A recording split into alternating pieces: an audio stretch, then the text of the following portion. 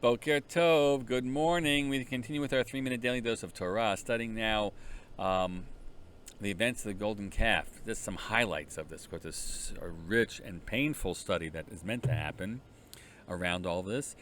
But these events transpired on the 17th of Tammuz, which we commemorate this Thursday.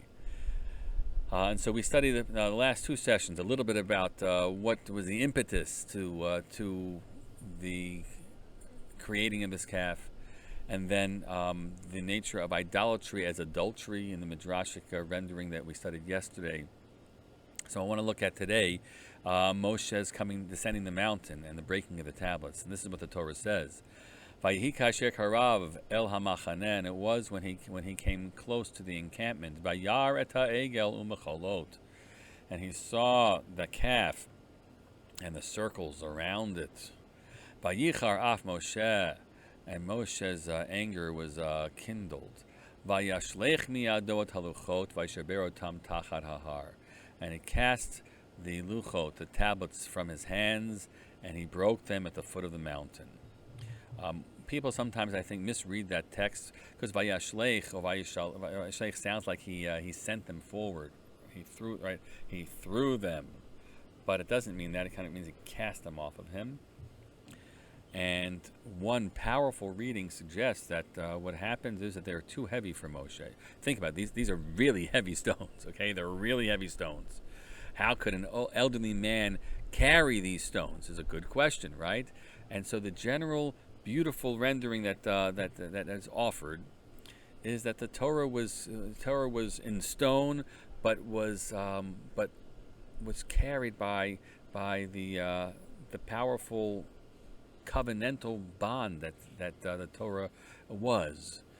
It wasn't just a set of stones, it was the commitment that God and people had made.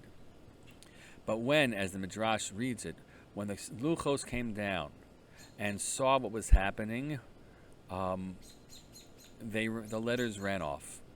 The letters ran off.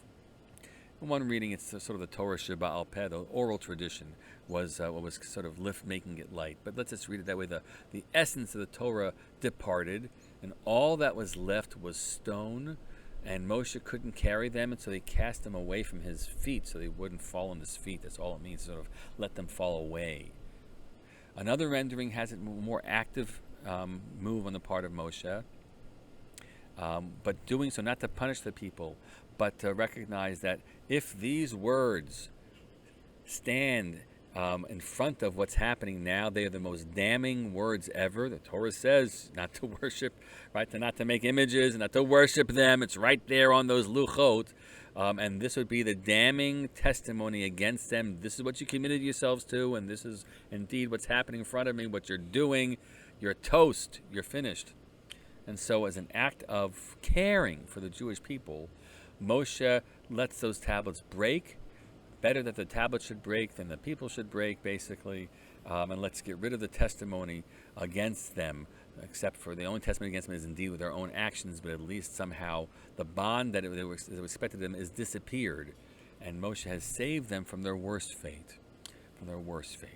But there is something essential. We should understand what this event is meant to commemorate, and indeed the 16th, 17th of Tammuz is meant to have us think about what it means to have a commitment between God and people, and what it means to rupture that, and what it takes to try to retrieve that in our own times. Let's each work on what that retrieval might look like in our own lives. Have a great day.